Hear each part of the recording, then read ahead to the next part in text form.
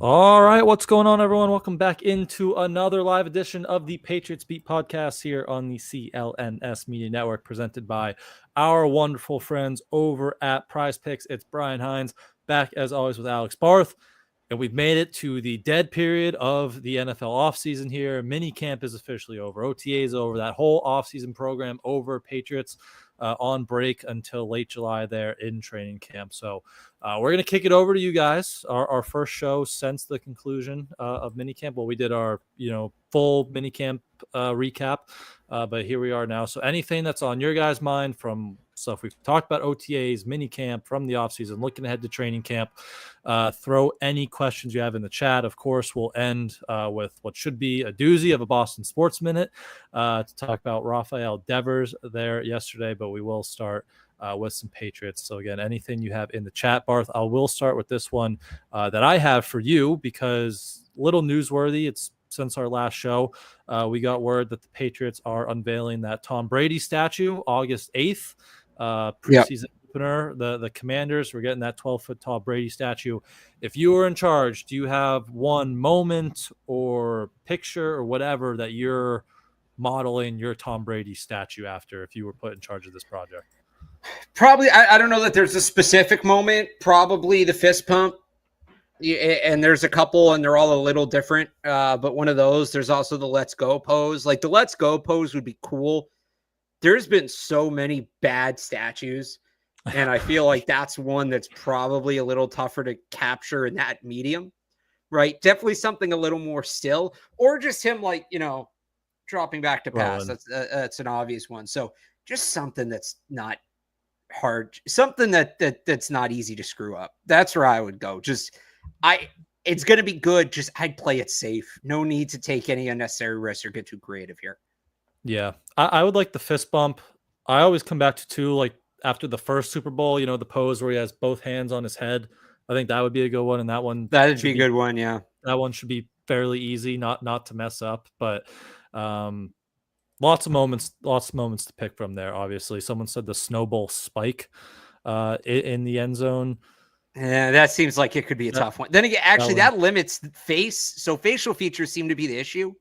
Yeah. So maybe not. Do you want helmet? Like, would it be better with helmet, do you think?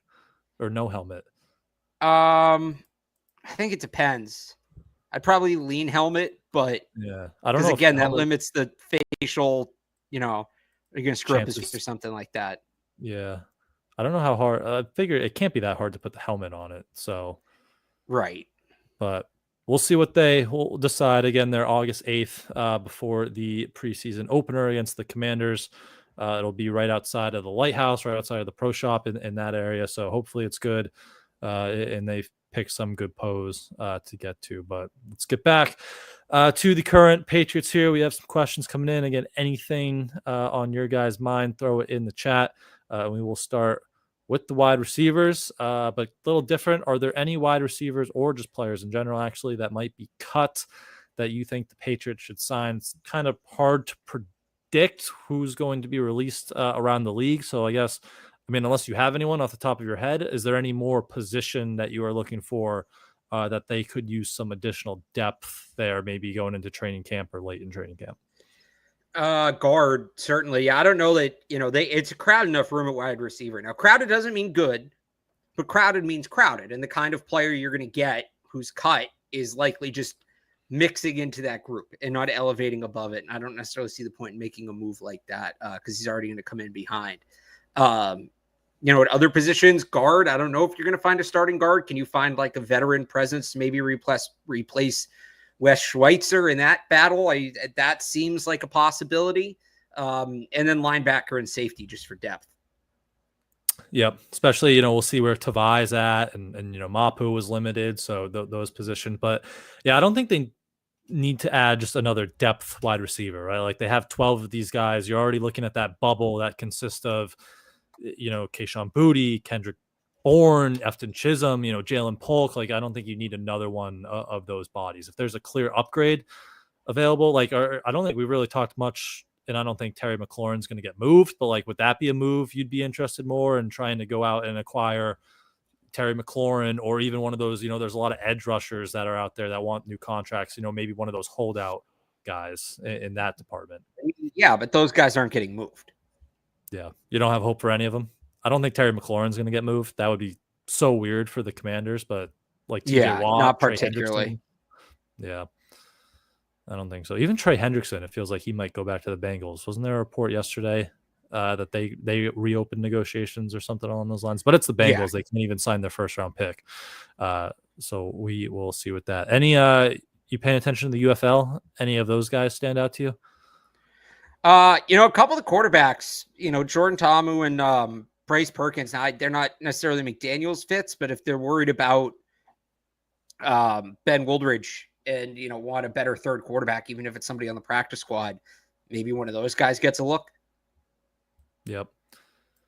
That probably would be the position, or maybe a depth lineman or something, because they're not going to bring a kicker over. Those are the positions we look for a lot at the UFL. So yeah, maybe another quarterback gets in that group. But from Nelson, we have, how confident are you guys when it comes to the O-line and the wide receiver rooms this season? I'm still worried about the offensive line. With the left guard is a huge question mark. We'll see what, you're hoping for a bounce back from Garrett Bradbury. I'm a Jared Wilson fan, but he spent the whole summer or the spring limited there. So I think there's especially that left guard and center spot, right? And then, Will Campbell, you hope can hold down left tackle, but he's still a rookie, right? So there's a little bit of a question mark there. So I'm still pretty hesitant about that offensive line. I think you should be pretty good on the right side, but, center to the left, there's a lot of question marks there. But where's your level of confidence here on June 16th with that room? I feel better than I did at this time last year, but that doesn't mean I feel good. I think that the floor is much higher, but that's just the floor. And I still wonder where the ceiling is. Will Campbell, obviously, I think there's upside there. Mike Onwenu, I feel good about.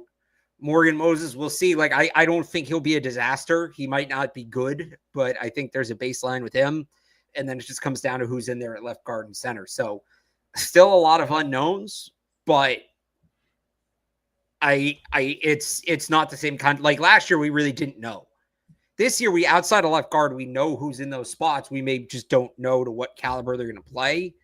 This time last year, we didn't even know who was going to be in a lot of those spots.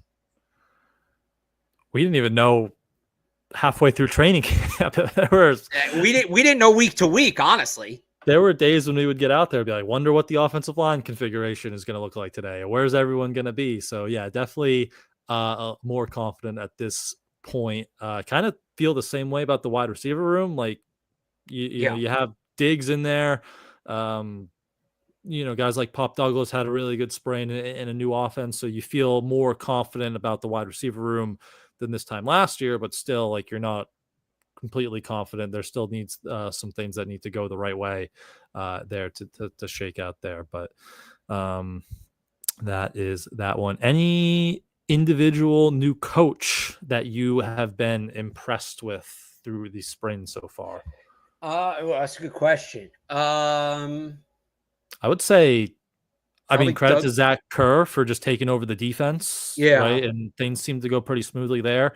And just watching practice, Scott Booker in the secondary, like, very vocal. Seems like the guys like him back there. So those would be two on the defensive side of the ball that I would throw out there. But anyone else on your radar?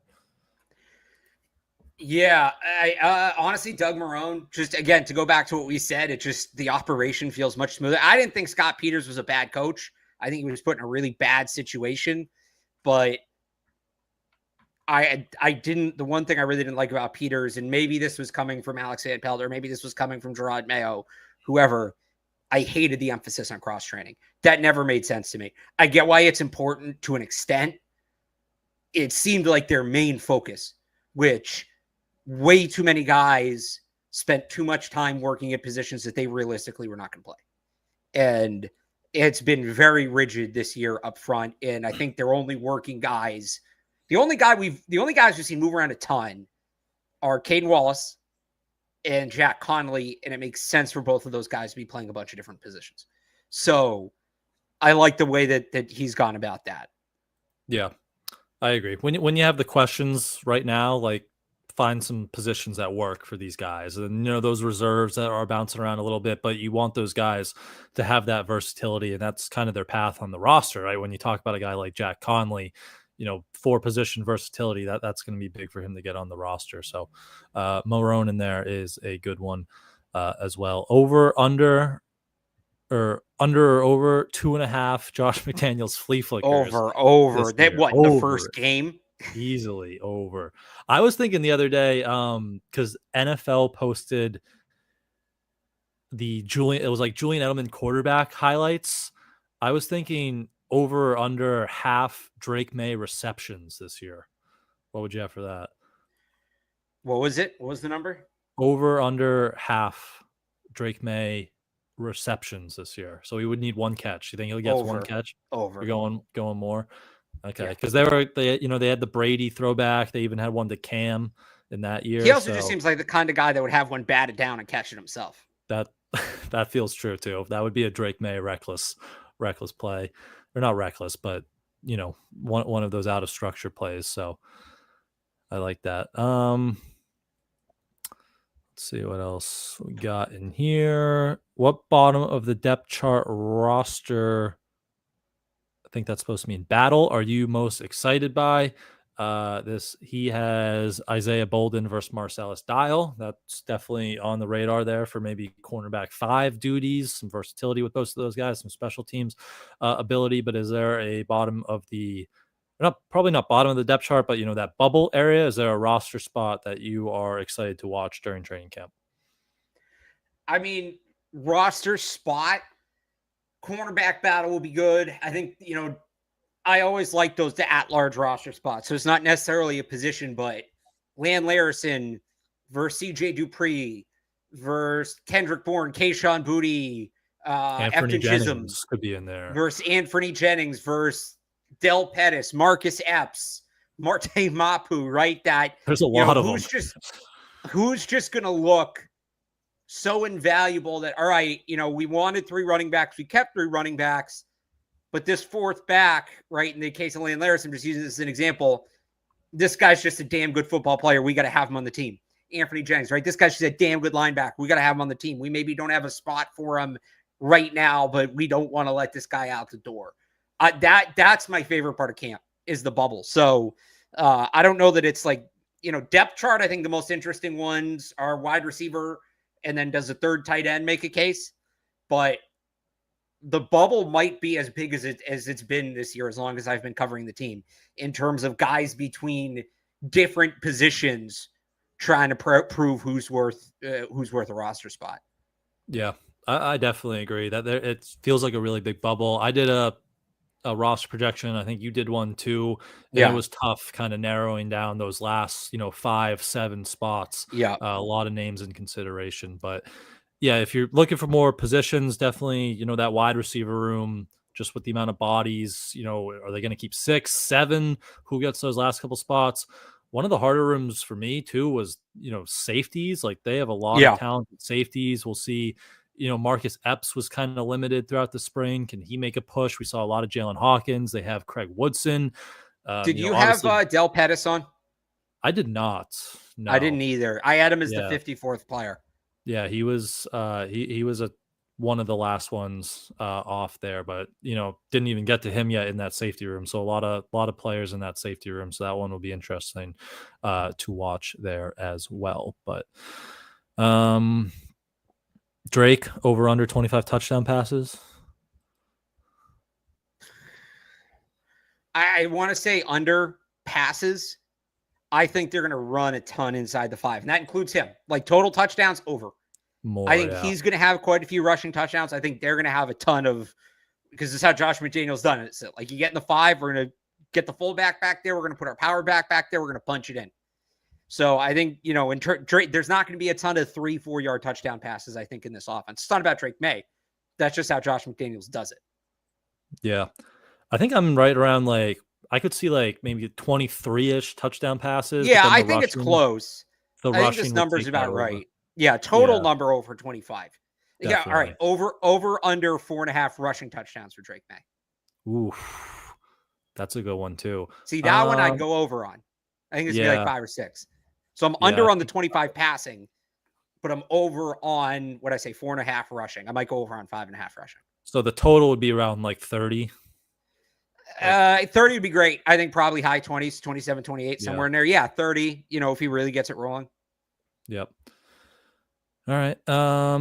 Let's see. How has Marcus Bryant looked in OTAs? Possible swing offensive tackle for the future. He's been one of those guys who have been working both sides, both tackle spots. So maybe that helps him over someone like Vidarian Lowe, who,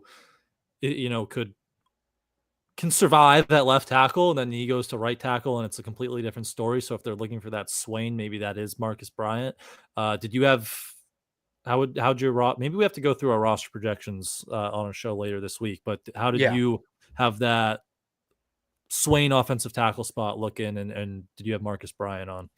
So I had him just off. I had Jack Connolly on because Connolly can play more left. I really wanted to keep both of them. Bryant was, if you're familiar with my roster projection, if you're familiar, you saw it. But if you're not familiar, at the end, I do like a last 3 on, last 3 off. Like these are the last 3 guys that made the cut, and these were the last 3 that were on before I cut them. Or I think I started calling it next 3 off because people got confused. But I think my last 3 off were Del Pettis, Marcus Bryant. Who's his third one? It might have been Jalen Polk. I don't remember. No, it was another lineman. Oh, it was Ben Brown. Ben Brown. Those were my next 3. So, yeah, I think, how does he look? It's not padded practice. It's tough to say. They're giving him time at both tackle spots, which means they think he can be a swing tackle, which is encouraging. Anything beyond that, the pads have to come on. Yep. I agree with you there. But I think the versatility is a good place to start for him, right? Looking for that swing tackle role in year 1. People are fired in the over-unders at us now. Over-under 35.5% Alex Austin in the cornerback slot role.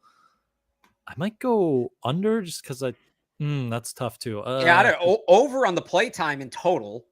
Yeah. I don't know, what percentage of his snaps will be in the slot. It might be over 35. What percent of their total slot snaps? I think it's under. Yeah. Do you get what I'm saying? Yeah, because Marcus Jones will still be starting in the slot. Yeah. But, if Carlton Davis gets hurt, which he almost feels like a guarantee to miss time. If you look at his history, Alex Austin has kind of moved into the slot then, and Jones has bumped out when that happens. But yeah, I'm kind of with you on those numbers. Yeah. Do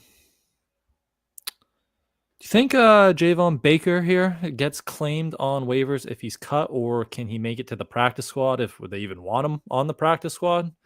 Do you think? Probably. He did nothing last year. Yeah. I think his value's only gone down. I don't know, maybe. It's wide receivers. You never know. I wouldn't lose sleep if he got claimed. I wouldn't be too bothered by that. I just don't.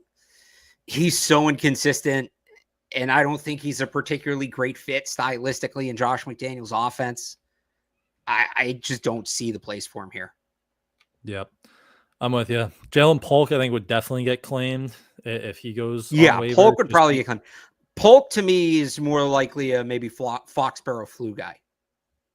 Yeah, I could see that. Do you think he'd have any trade value, assuming he has like a we'll call it positive training camp, positive preseason, but he's still, that spot's not there? Do you think he would have any value there on the market? I don't know how many times we would try to convince ourselves N'Keal Harry had trade value. I just, not with Alex Grubb getting fired in Seattle. No, I think, they have the thing now where they can place a player on IR before roster cuts or during roster cuts, like without him counting against a 53 and he can come back. I think with Polk coming back from the shoulder, that makes a ton of sense.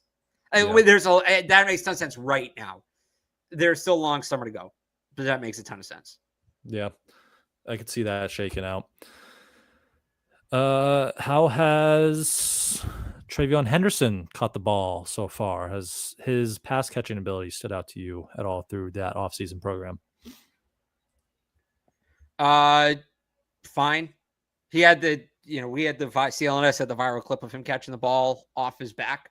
Solid. Let's see him. They haven't done too many expansive running back routes. So we'll see. But like, he doesn't look out of place at all. Yeah. Yeah, he looks the part there, but we'll see a little bit more when the coverage is a little tighter and more physical. Those guys can play through the ball, get the pads on. But he's definitely going to have a role in the passing game. There's been watching. He said after the last mini camp, he's been watching a lot of James White.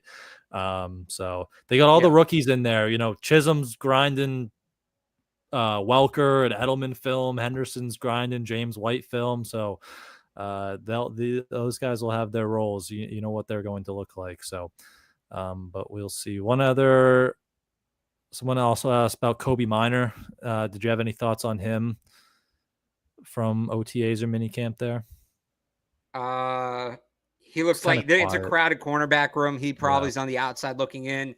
He could be a practice squad guy. He's going to have to win his way on special teams. I'm trying to remember what was when we did the last show with Taylor. Remember, we went through the whole roster. We made sure we gave a take on every single player, and the ones we didn't get to during the show, we got to at the end. So I don't remember what we said about Kobe Minor then, honestly, but if you want, go back and find that. Yeah, I don't remember what we did say about him. I don't know. Yeah, someone go back and find it because we said something about everyone. So, all right. Well, let's hear from our friends over at Prize Picks very quickly, and then we got to talk some Rafael Devers because, oh boy, what a day at Boston sports yesterday. But do you know, Ball, there's only one series left in the playoffs, and the championship is officially on the line. The series is 2-2. 3 games max left, so that means time is running out for you to put your final takes to the test on Prize Picks, the best place to cash in on your favorite sports. This year's basketball playoffs are headed towards crowning a first-time champ in more than 50 years, so don't miss on your chance to cash in on history. With Prize Picks, pick more or less on player stats like points, rebounds, assists, and more for your shot to win up to 2,000 times your cash. What a close in Game 4 by SGA, so think he will get more than 30 points or more than 7 assists. You can also go over to the ice. The hockey playoffs are winding down. 3-2 Florida. Brad Marchand is unstoppable. You can put him in your lineups. More points, shot on goals, anything there, or you go back to the Oilers. McDavid more than 1.5 points in a bounce back to force Game 7. So Prize Picks is the best way to win real money this championship season. So download the app today and use code CLNS to get $50 instantly after you play your first $5 lineup. That's code CLNS to get $50 instantly after you play your first $5 lineup, all over on Prize Picks. Run your game. I'll tell you who I'm putting in my Prize Picks lineup this weekend, and that's Rafael Devers on the Giants. Do you want to go there, or do you want to take a couple more questions or a couple more in here? We can hit a couple more if there's some. We'll give people a little more football talk. Over under rookies on the 53. Ooh, that's a good question. I had thinking about my 53. I think I had all the draft picks except maybe Kobe Minor and then 3 or 4 UDFAs. So what would that equal? Like 11? Yeah, I think I had 13. I had 9 of the 11 draft picks. I didn't have Marcus Bryant. I didn't have Kobe Minor. And then I kept Lampy, Chisholm, Conley, and Larison. Yeah. So 13. So you had 11. I had 13. So over under 12 making the roster. I think it's gonna be over. I think it's gonna be a lot. I think somebody pointed. I saw. Shout out to whoever posted my mock draft or my roster projection on Patriots Reddit. My friends were sending me. First of all, there's some very funny comments in there, which my friends were sending me, which I appreciated. But somebody else pointed out I had as many UDFAs from this year making the team as I did draft picks from last year. Yikes! Yeah, honestly, it was 4-4 because I had Maye, Wallace, Dial. Might have had more. I don't think I had another pick from last year. I had Polk making it on IR, so 3.5. So I had more UDFAs from this year than draft picks from last year. I think I would have Layden Robinson. Same boat. Yeah, you didn't have Layden Robinson, did you? No, because I had Polk, Layden Robinson, Baker. Obviously, Joe Milton's gone. Yeah. So yeah, it was just Wallace, Maye, and Dial, I believe, unless I'm forgetting someone. But yeah, I had those same 4 UDFAs. I didn't have like CJ Dupree, who I also think could make a push, when the pads come on. So yeah, I would say 12 is probably that number for over under rookies making the 53, and I would probably lean over right now just with that UDFA class and how involved the rookies have been as well there in the spring so far. Any interest in Keenan Allen? No. Yeah, me neither. Where's he gonna go? I don't know. He's probably not going to sign till August. I mean, he doesn't need to do camp. Yeah, that's a Zeke Elliott Patriots signing right there. But yeah, here we use this as a transition. This is a good one as a transition.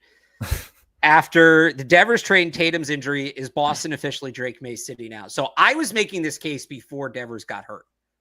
I actually made this case on the Sports Hub when I was on with Kendra Middleton, I think 2-3 weeks ago. Basically, actually, I think I did it on this show too.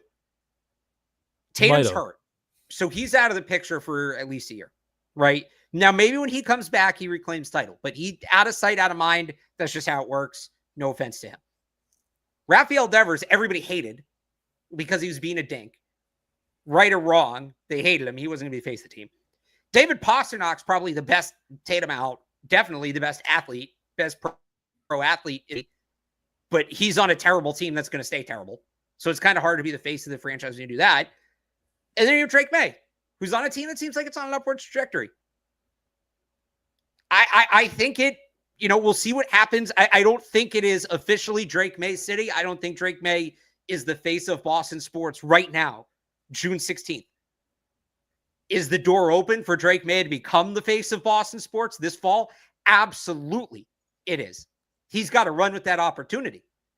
But this can absolutely be Drake Maye City come this fall. If he comes out and they win games and he leads them to the playoffs, he's the guy now. And the Patriots come back to the top. Because if you want to talk about organizational, just the how each organization functions, right, on a day-to-day.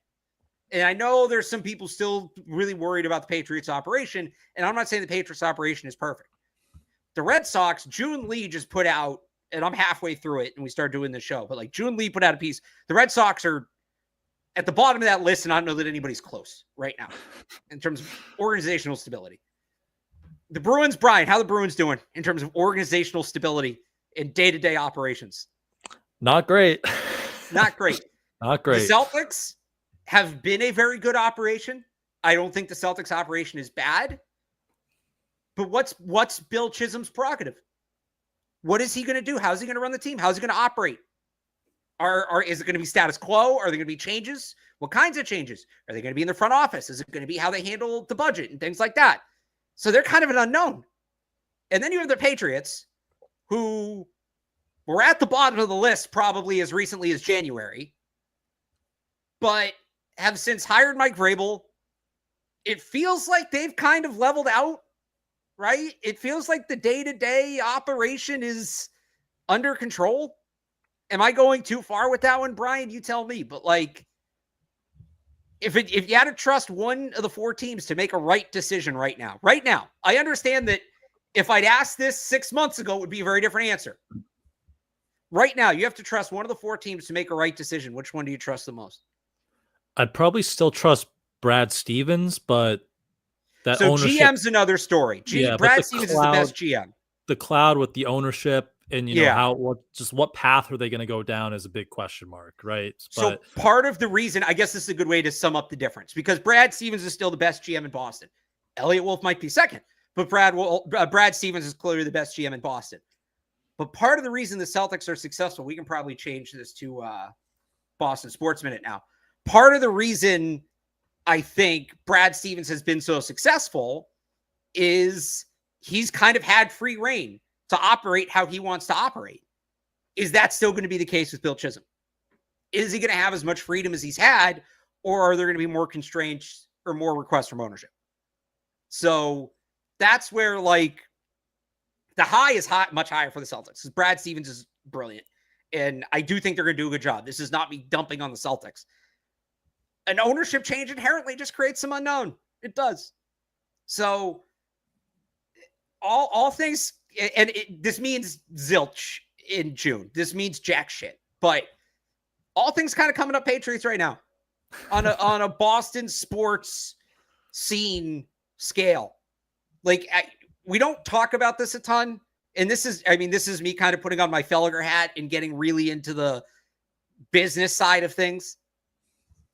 As much as all the teams work collectively and work with each other and interact with each other, they are, in a sense, also competing businesses. Because if you're a family of four and you're going to spend a couple $100 to go to a game, you know, where are you going to go? Maybe you only go to 1 or 2 games a year. Where are you spending the money? Are you spending it with the Bruins? Are you spending it with the Celtics? Are you spending it with the Red Sox? Are you spending it with the Patriots? Like, and at times that's been beneficial. There's and people who were in decision-making roles at the time have talked about this. The whole run from 2001 to 2018, those individual team runs don't exist in a bubble. The Patriots got hot. It was a baseball town. It's always been a baseball town. The Patriots get hot. The Patriots start winning. The Red Sox are losing market share, and they get more aggressive.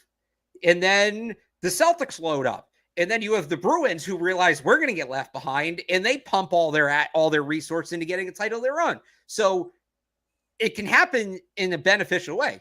But right now, when you look at the competition between the four as business entities, it's looking pretty good for the Patriots right now. Because I'll tell you this, I don't think there's a lot of people that are going to go spending their money at Fenway right now.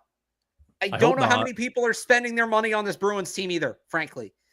The Celtics just won a title. Even though they're going to have a down year, they will be fine. But it's interesting how that dynamic quickly shifted, because the Patriots are at the bottom of that list there for about a year and a half, solidly at the bottom of that list. And in like a 2-month span, 3-month span, they've jumped back up to second. And I'd say there's a pretty big, the Celtics have a clear lead at 1. I would say the Patriots are there's a gap between the Celtics and the Patriots, but there's then another gap between the Patriots and the Bruins and the Red Sox, who are close to each other, 3 and 4. And they're the only ones, and we'll see, Celtics, Bruins, what they do over the next couple weeks. But Sure. like the Patriots feel like the only ones that are trending upwards currently, right? And they're going in a positive way. And that's why, despite what Craig Breslow is going to try to tell us tonight at 8:00, and we will still get to that.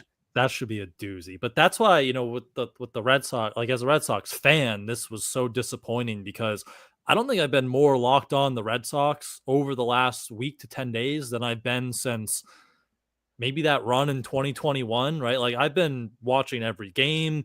There's the excitement level. I know the top prospects are all up here now, and there's nothing more like exciting than that, but they finally got some good pitching, like that Friday night game. The Garrett Crochet was electric, and then Bayo has that performance yesterday, and everything seems to be trending in the right direction, right? You win 5 straight, you sweep the Yankees, and then they go and pull this crap, and it's just like, all that positive momentum, it just seems to go right out the door, because this doesn't help you win games now.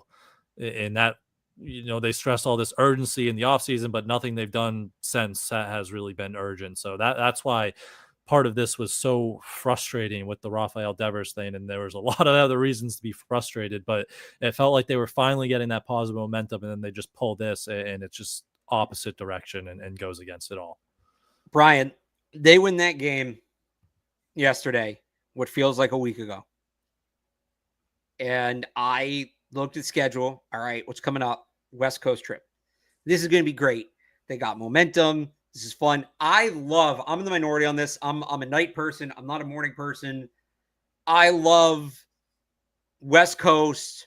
Late night baseball. Late night. Red Sox, Bruins, Celtics, because you're kind of like, it'll be you and maybe a buddy are watching the game, and there's a few people on Twitter, but like most people aren't staying up for it, because people that have real jobs, unlike us that actually work for a living, like they got to go to bed and stuff. And there's just this real sense of community, and it's kind of fun. It's kind of like cozy. And I'm like, all right, they're going to go play in some really nice ballparks. It's going to be late at night. I'm going to have all my stuff done for the day. I'm going to sit down, watch this game. I'm going to text my buddy. Like, this is going to be a fun week of baseball. I'm not going to have to rush to get done in time for the game, all of that. What a week I don't know that I've looked forward to a week of Red Sox baseball more. And now the only thing I can't wait for is the Friday night hate watch when they go play the Giants. And I hope Devers goes to the Cove multiple times. And by the way, I hope he's playing first base in that game as a massive FU to the Red Sox. So let me be clear about this. Rafael Devers is not in the right here. Rafael Devers was not in the right in this situation. The Boston Red Sox were not in the right in this situation. I'm not going to fence sit this like Felger. I'm going to tell you straight up what it is. There is no who won, who lost. They both lost. The Red Sox created a bad situation with a star player again. It's something they've done for over a decade now, going back to John Lester. This all goes right back to John Lester. It really goes back to 2012 when they salary dumped to the Dodgers. But it really goes back, like the chasing of the contracts and the bad contracts go back to John Lester, and they continue to piss off their homegrown talent. That being said, Rafael Devers could have handled it a lot better. You sign a $300 million contract, there are expectations that come with that. Whether you want to be or not, if you're going to be paid that much, you are the face of the franchise. Both sides are wrong, but I put more fault on the Red Sox for letting it get to that point in the first place. Is Rafael Devers immature? Did he handle this immaturely? Yes, absolutely. Guess what? We've talked about this with the Patriots. In the modern era, stars are kind of babies. Star players are kind of babies. Larry Fitzgerald ain't walking through that door. Okay? So don't piss him off.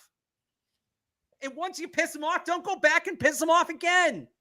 That's the price of having a star player. As Mike Vrabel said, we're not going to win with a bunch of good dudes. If Devers was hitting 210, fine, ship his ass out of here. He's a top 10 hitter in baseball for a team that has been devoid of talent for years and years and years. This is a dark day for the organization. Once again, this is a new rock bottom that they have continued to hit since 2015 when they traded John Lester. And I understand they won a World Series in there. That's how effed up this all is. Outside of 1 year where Dave Dombrowski decided to spend, it has been a graceful backslide. And for people who care about this team, it's a damn shame. I was talking to my brother about this yesterday, and he likes to get up on his high horse about this. And I'm complaining about the Red Sox not spending money, not, maintaining stars, blah, blah, blah, whatever. He goes, well, if we were Pittsburgh Pirates fans, I don't even know if you'd like sports. How would you handle that? Is that the bar now? Is that the bar? That we're operating like the Pirates? That's what John Henry wants you to believe the bar is. Because you, Red Sox fans, he believes you are stupid. I don't think you're stupid. He believes you're stupid. Prove him wrong. He believes that he can keep telling you, or not him, because he's not speaking. He believes he can trot Sam Kennedy out there to keep telling you, well, we got a big plan and it's all about the future and future, and you'll believe it. And if not, don't worry, the tourists will show up to Fenway anyway. We were told that Mookie Betts was traded. We were told Mookie Betts had to be traded so they could pay Xander Bogaerts and Rafael Devers. All three of those players now play in the National League West. It's a dark day for the organization that every single time, their wait-and-see approach gets tested a little bit. They blink. And the fans deserve better. It's a good baseball town. It's a big market team. The fans deserve better. And it buys the most expensive ticket in baseball. The fans deserve better. The city deserves better. This should be a competitive baseball team year in and year out. They've had one playoff appearance in the last 5 years? Yeah, 21. That's unacceptable for a team with their payroll. And moving on from a guy, because he didn't do what we wanted. He was disrespectful. Tough. He shouldn't have been disrespectful. But you know what? When you hit the ball the way he hits the ball, you can do it. You kind of can. If that upsets you, I'm sorry. But that's the way modern sports work. You want to complain about having to change positions? You want to go party on a boat during OTAs? If you're producing, fine. Just go out and produce. It's like I could keep going, but it's so frustrating that this team is going to suck again. And look, I like Anthony, I like Maye, I like Campbell, I do. They're going to bring them some level of success. They're not going to bottom out. They're not going to become a 60-win team. But what happens when it's time to pay those guys? Are they going to pay? Because now we're being told those guys are the future. Okay, great. They'll be traded in 5 years. Right. The last three you told us were the future. They were all out of here by the time they were 30. So are those guys going to get paid? And when I say are they going to get paid, are they going to get paid what they're worth? Or are they going to lowball them and piss them off so they ask out of here? And then I don't want to hear, well, Roman Anthony didn't want to be in Boston. Did he not want to be in Boston? Did the Red Sox create a situation where he didn't want to be in Boston because they insulted him? And if I'm them, I'm looking at it and saying, well, you traded Devers 2 years into a 10-year deal. Why would I sign long-term with you when I have no guarantee where I'm going to be in 3 years? And I can go to free agency and maximize my value. So they've put themselves in a horrible position, whether it be with immediate future free agents. And I don't want to hear they saved money for next year by making this move. I'll believe it when I see it. Pete Alonso, yeah, okay. Again, I'll believe it when I see it. People talking about Kyle Tucker, like, yeah, sure. Oh, we need another left-handed outfielder. Right, another lefty bat, by the way, great, like the prospect they got. Yeah. I'll believe it when I see it, and they put themselves in a bad position with Anthony and these kids when it's time to pay them. One more thought. I do objectively like Kyle Harrison and Jordan Hicks. If this had been, and I say this as somebody who likes Jarren Duran, but they had to move somebody. If this had been Jarren Duran for Kyle Hamilton, Jordan Hicks, hell yeah. Like, I'd be all in on that. Don't take it out on those guys. It's not fair. They're not good enough to replace Devers. That's not what I'm saying. The Red Sox did not get enough. They're inherently not bad baseball players. There are other ways the Red Sox could have gotten them, certainly, and I wish they'd done it that way. This is not me saying I like the return. I don't. I just think those two individually aren't bad players. So, and it feels like the two prospects have some potential too, even though one is like 22 and he's still in high A ball. Well, he's also a left-handed hitting outfielder. That makes no sense. I think he's going to play first base. He also plays first base. Yeah.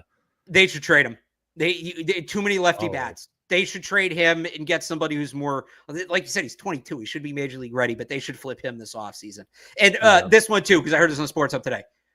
They're not getting Paul Skeens. They're not. This organization is not going to pay Paul Skeens. If they did, they'd probably ruin him, given their track record with pitching. I'm not saying I don't want it. They're not getting Paul Skeens. Yeah. But the pitchers, like, I don't mind Kyle Harrison. I mean, Andrew Bailey must love him because he spent a year in San Fran, which I don't know why Andrew Bailey is having so much say in this if he was behind that return. But it's not a return worthy of Rafael Devers. And you mentioned the, Maye and Anthony and Campbell. How many times did we have to hear that we want to call these guys up and we don't want to add pressure to them? We don't want to like put the success of the team on these guys. Oh, by the way, you're now the face of the Boston Red Sox. Yeah. And now, with the fans ready to revolt. You call them up when your team was, not performing well, and that's one thing. But then you just trade Rafael Devers, and I assume tonight, like, Anthony is probably going to be the DH and have to take his at bats, and now you just put all the pressure on these guys when you didn't even have to. And you were right. Like, Devers deserves some blame in this. Like, there should have been a point where he should have went and got his glove. They started it, though, by, not having a simple conversation with him in spring training and just letting him know that, what the plan was with Alex Bregman or Nolan Arenado.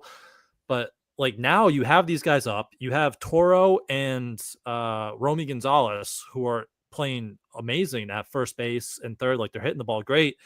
You don't need Devers in the field, and you just trade a top 5, top 3 left-handed bat in baseball to make your team worse.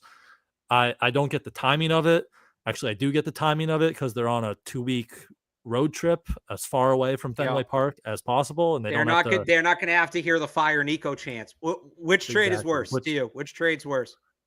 Oh man, I probably Luka, because although the return was better, they got Anthony Davis.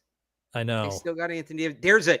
There are a ton of similarities. There are so many similarities between those two trades. The no negotiating. The player being maybe out of shape is a factor here. The trade potentially not being as much about the player as it just is internal dysfunction in the front office and getting caught up in that. By the way, the lineup for tonight is out. Oh, boy. Christian Campbell is your DH. He's hitting 9th. The designated hitter is hitting ninth. And I like Christian Campbell long-term. That's not a sign of a healthy ball club. The designated hitter hitting ninth, that is a wasted spot. The guy in that spot, if your designated hitter is hitting ninth, can't hit, can't field. You simply needed a ninth guy to fill out the roster. They could have sent Campbell down. That lineup, to me, at that point, I think you'd be better sending him down. Designated hitter hitting ninth is quite the dead canary in the coal mine. Sheesh. And you're right. By the way, Roman Anthony's still in right field. And I am very high, as I feel most Red Sox fans are, on Anthony Maye and Campbell. Like long-term, moving forward, I think all those guys are going to be awesome. But it just doesn't make any sense for me to remove that bat from your lineup if you are trying to win games this year. But John Henry, the Boston Red Sox are worst baseball team in the short and long term. I don't want to hear they're better in the long term. They're not today. Like, they have the money now to become better, but they have to actually spend the money. So I don't want to hear they're better in the long term. If they go out and sign Pete Alonso or whoever, fine. They have to make that signing before I give them credit for it. They're not better in the short term or the long term today. Yep. But John Henry added a $130 million player to Liverpool. So great. Liverpool's up. Go them, I guess. Malkin's not getting an extension in Pittsburgh, though. Who isn't? Oh, yeah, Malkin. Well, he's trying to sell the Penguins, too. So who knows? All right, team's worth more with less payroll. Yeah, but selling the wrong team. Weird trade. Don't like There's it. One word for it. Yeah. Anything else on that, or any Celtics Bruins thoughts as their off seasons kind of kick off here in about 2 weeks? I mean, the Celtics are going to Porzingis, Holiday, Hauser. After the Desmond Bane trade, it's a seller's market. Move those three, get the picks you can, get younger around Tatum, Brown, and White. And I think they can do that. I don't think that's that big of an ask. Are they going to get 4 first-round picks for any of those guys? No, probably not. Are they going to get 4 first-round picks collectively? I don't think so. Could you get a couple between the three of them? I don't know. Seller's market. And the Bruins I don't even know. I don't even know what I want the Bruins to do. Just don't do anything embarrassing. Don Sweeney can't go more than 3 weeks without being the worst GM in Boston. He's got to have something up his sleeve here to regain that crown. My only Bruins take is they should 100% be in the Mitch Marner runnings, but haven't seen one report or anything that ties them to Mitch Marner. So I know their front office is very tight-lipped, so maybe that's a good thing, but I'm not expecting that at all. But that's what I think they should be doing this offseason. They need high-end talent. That is the best player out there. I know the playoff performances are what they are for Mitch Marner, but I think they should go after that high-end talent. And how sweet would it be if he turned it around in the playoffs and helps you beat the Maple Leafs in the playoffs? That would be awesome. So I think they should go after him, but they probably will not. They'll find a couple more third-line players to pay, $6-7 million to and waste their money in that fashion. So not holding out much hope there. But we can wrap it up there. We will be back later in the week, talk more Patriots. Maybe we'll pull up our roster projections and go through those as we find some more stuff to talk about in the dead period of the offseason. But in the meantime, you can go follow Alex on Twitter at RealAlexBarth. Go read his roster projection and more over at 985thesportshub.com. I have one as well posted over at patspulpit.com, and you can follow me on Twitter at I am Brian Hines. So also make sure you subscribe to Patriots Press Pass on YouTube.